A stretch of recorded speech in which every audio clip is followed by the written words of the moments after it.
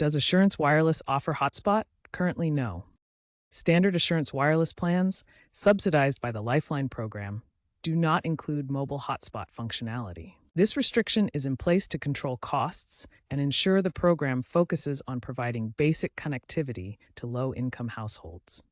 While you get a set amount of high-speed data, like 5 gigabits, you can't share it with other devices via Wi-Fi hotspot or USB tethering. This is enforced through software locks and account settings.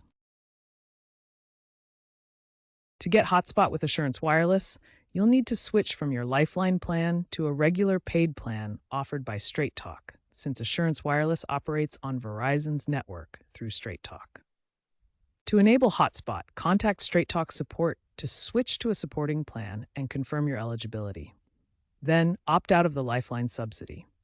Finally, activate the Hotspot feature in your phone's settings. Make sure the device you're using is capable of Hotspot. Keep in mind that most devices locked to Assurance Wireless are not capable, as required by FCC regulations.